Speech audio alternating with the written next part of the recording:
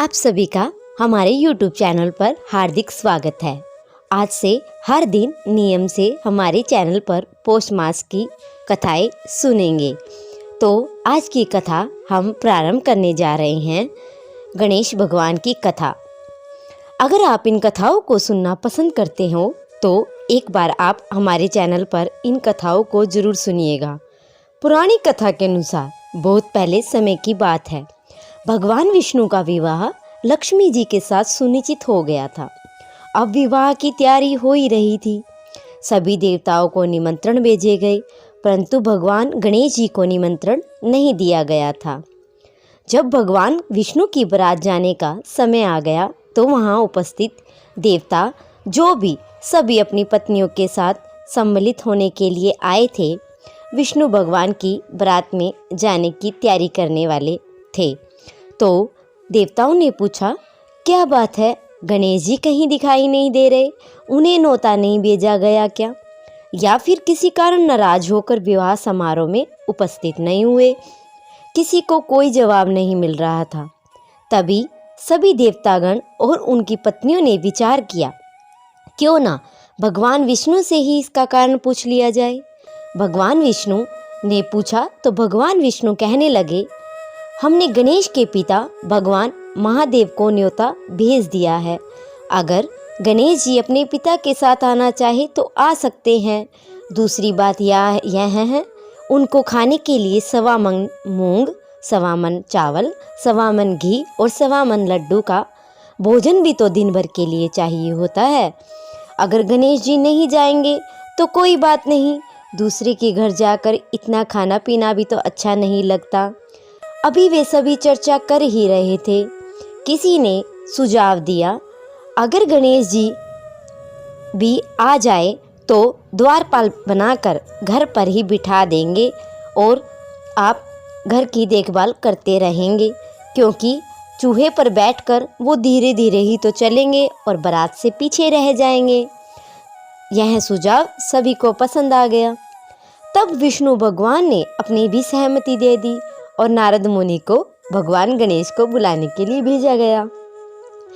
गणेश भगवान जैसे ही निमंत्रण सुना वह चल पड़े। जल्दी जल्दी वह भगवान विष्णु के विवाह में समारोह में प्रस्तुत होने के लिए आ गए। अब विवाह समारोह में जब गणेश जी उपस्थित हो ही गए थे तो जैसा कि सभी देवताओं ने मिलकर विचार विमर्श किया था कि भगवान गणेश को घर की रखवाली के लिए घर पर ही बिठा दिया गया। अब बारात चल पड़ी। सभी देवता बारात के साथ साथ चल दिए। अब नारद मुनि वहां रह गए।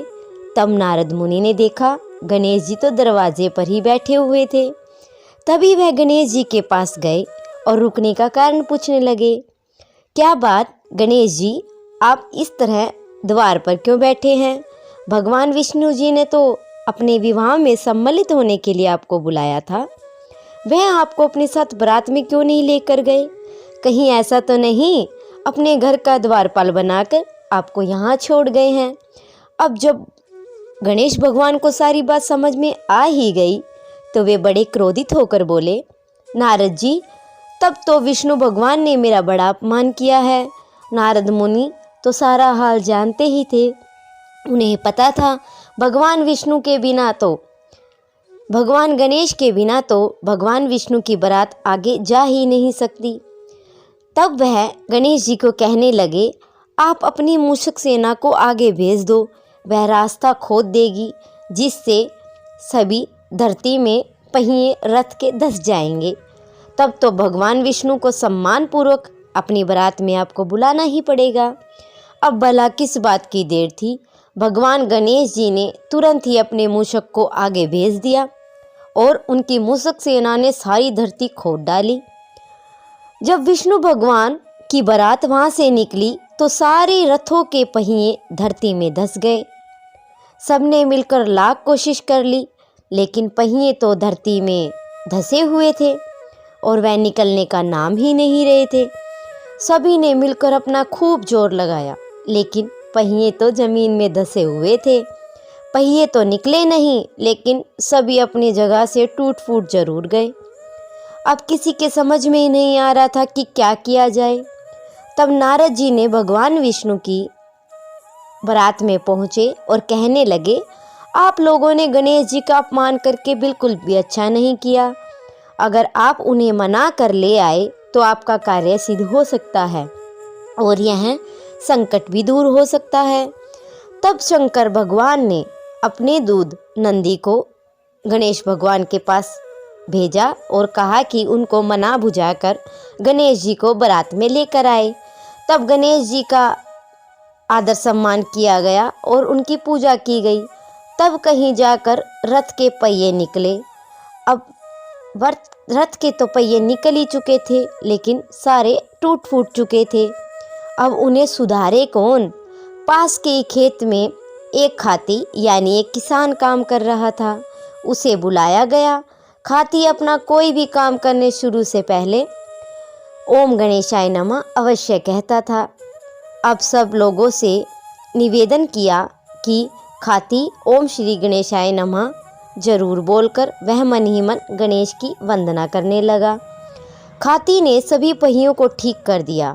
पहियों को ठीक करने के बाद खाती कहने लगा, देवताओं, आपने सबसे पहले गणेश जी को नहीं मनाया और ना ही उनकी पूजा की, इसलिए आप सभी के ऊपर यह संकट आया है।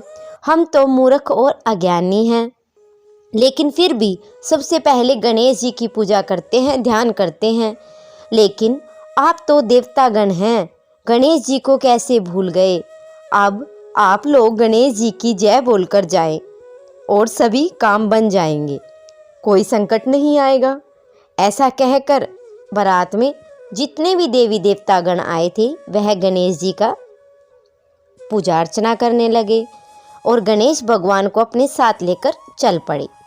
फिर धूमधाम से भगवान विष्णु का विवाह लक्ष्मी माता के साथ संपन्न हो गया और सभी वापस अपने घर को लौट आए। अब सुनिए गणेश भगवान की दूसरी पुरानी कथा। एक बार भगवान गणेश किसी सेठ के खेत से होकर जा रहे थे तो उन्होंने 12 दाने अनाज के तोड़ लिए। अब अनाज के दाने बिना पूछे तोड़ लिए तो गणेश जी के मन में भारी पछतावा होने लगा। अब वह सोचने लगे, मैं तो सेठ जी से बिना पूछे ही दाने तोड़ लिए, इसका मतलब यह तो चोरी हुई, यानी मैं सेठ जी के यहाँ चोरी कर ली। इस प्रकार वे मन ही मन चोरी का पछतावा करने लगे। अब चोरी की है तो उसका प्रायश्चित भी तो जरूरी है। गणेश जी ने जिनके भी यहाँ चोरी की थी उन्हीं के यहाँ 12 साल नौकरी करने का प्रण कर लिया। बस फिर क्या था, भेष बदलकर पहुँच गए सेठ जी के यहाँ। सेठ जी से काम मांग लिया और सेठ जी को किसी नौकर की ज़रूरत थी। इस तरह गणेश जी नौकर बनकर सेठ जी के यहाँ काम करने लगे। एक दिन की बात है, सेठानी जी राख से हाथ धोने लगी। गणेश जी ने सेठानी का हाथ पकड़कर मिट्टी से हाथ धुलवा दिए और सेठानी सेठ जी से बोली, अरे ये कैसा नौकर रखा है, नौकर होकर भी मेरा हाथ पकड़ लिया। तब सेठ जी को पता चला तो उन्हें गुस्सा आया और सेठ जी से तुरंत अपने नौकर को बुलाया और पूछा, तुमने सेठानी का हाथ क्यों पकड़ा? तो गणेश जी कहने लगे कि वह राख से हाथ धो रही थी। राख से हाथ धोने से घर की लक्ष्मी घर से चली जाती है और मिट्टी से हाथ धोने से घर की लक्ष्मी में धन में वास हो जाता है। तो सेठ जी ने सोचा, अरे मेरा नौकर है तो सच्चा। दरअसल सेठ जी के यहाँ नौकर बनकर रह रहे भगवान ने तो अपना नाम भी गणेश बताया था। तो थोड़े दिन बाद कुंभ का मेला आया तो सेठ जी कहने लगे, गणेश सेठानी को कुंभ के मेले में स्नान करा कर ले आए। अब नौकर बने सेठ जी और सेठानी के साथ चल दिए गंगा स्नान करवाने। सेठानी गंगा के नदी के किनारे बैठकर नहा रही थी तो गणेश जी ने सेठानी का हाथ पकड़कर गंगा में डुबकी लगवा दी और घर आकर सेठानी ने सेठ से कहा, इस गणेश ने तो मेरी इज्जत ही नहीं रखी, इतने सारे आदमियों के बीच मुझे घसीट कर पानी में ले गया। और सेठ जी ने गणेश से पूछा, तुमने ऐसा क्यों किया? तो गणेश जी कहने लगे, सेठानी गंदे पानी से नहा रही थी, मैं तो उन्हें अच्छे पानी में डुबकी लगवाने गया था, इससे सेठानी अगले जन्म में राजपाट का सुख भोगेंगी। सेठ जी सोचने लगे, गणेश है तो सच्चा। एक दिन की बात है, सेठ जी के घर में पूजा पाठ हो रही थी, हवन भी हो रहा था। सेठ जी ने फिर गणेश से कहा कि सेठानी को बुला कर ले आओ। उधर सेठ गणेश सेठानी को बुलाने के लिए गए तो सेठानी काली चुन्नी ओढ़कर चलने लगी। गणेश ने काली चुनरी फाड़ डाली और कहने लगे, लाल चुनरी ओढ़ कर चलो। सेठानी नाराज होकर सो गई और सेठ ने देखा सेठानी तो अभी तक नहीं आई है। वह खुद ही उसे देखने के लिए चल पड़े। तो वहाँ जाकर कहते हैं, क्या बात सेठानी, घर में हवन का काम चल रहा है और तुम सो रही हो। तो सेठानी कहने लगी, समझा लो अपने गणेश को, उसने आज मेरी चुनरी फाड़ डाली। यह बात सुनकर सेठ जी को बहुत गुस्सा आया। उन्होंने गणेश को बुलाया और बहुत डांटा। तो गणेश जी कहने लगे, सेठ जी, पूजा पाठ काला वस्त्र नहीं पहनकर किया जाता और सेठानी जी काली चुनरी ओढ़कर जा रही थी। मैंने इन्हें लाल चुनरी ओढ़ने के लिए बोला था और वह नहीं मानी, इसलिए मैंने उनकी काली चुनरी फाड़ डाली। काला वस्त्र पहनने से कोई भी कार्य शुभ और सफल नहीं होता है। यह बात सुनकर सेठ जी सोचने लगे, गणेश है तो सच्चा और समझदार। लेकिन एक दिन की बात है, सेठ जी पूजा करने लगे। तो पूजा करने के लिए पंडित जी को निमंत्रण दिया गया। तब पंडित जी आए और पूजा की तैयारी करने लगे। तभी सेठ जी पंडित जी से कहने लगे कि पंडित जी, मैं गणेश की मूर्ति तो लाना ही भूल गया, आप अब क्या करें। तो उधर नौकर बने गणेश भगवान वहीं खड़े थे और सारी बातें सुन रहे थे और वह यह बात सुनकर बोले कि आप मुझे ही मूर्ति बनाकर विराजमान कर लो, आपके सारे काम सफल हो जाएंगे। यह बात जब सेठ जी ने सुनी तो उन्हें बहुत गुस्सा आया। वह गुस्से में कहने लगे, अब तक तो तुम सिर्फ सेठानी से मजाक करते थे, अब तुम मेरे साथ भी मजाक करने लगे। तब गणेश जी ने कहा, सेठ जी, मैं मजाक नहीं कर रहा, मेरी बातों को मजाक बिल्कुल मत समझो, सब कुछ सही कह रहा हूँ। इतना कहकर नौकर बने गणेश जी भगवान साक्षात रूप धारण कर लिया।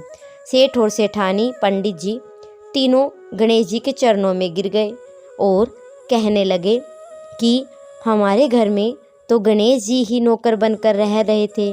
और इतनी बात कहते ही वह अंतर्ध्यान हो गए। सेठ सेठानी को बहुत दुख हुआ, वह हमारे साथ रहते थे, हमने उनसे बहुत सारा काम करवाया और उन्हें बहुत भारी दुख हुआ। अब दोनों पति पत्नी दिन रात इसी चिंता में घुलने लगे। तब गणेश जी ने उनकी चिंता देखी तो स्वप्न में आकर कहा, सेठ जी, आप बिल्कुल भी परेशान मत होइए। एक बार मैंने आपके घर के अनाज से 12 दाने ले लिए थे तो उसी का दोष मेरे सर पर लग गया था। वह दोष उतारने के लिए ही मैं आपके घर 12 साल तक नौकर बना हुआ था। और ऐसा कहकर भगवान गणेश जी अंतर्ध्यान और गणेश जी की कृपा से सेठ के घर में करोड़ों की माया हो गई। उनके घर में सुख संपत्ति और धन के भंडार बन गए। गणेश जी महाराज जैसे सुख सेठ जी को दिए वैसे सबको देना। इस कथा को सुनते ओंकार भरते हुए सभी को और उनके परिवारजनों को कृपा का दान देना। बोलो गणपति महाराज की जय हो।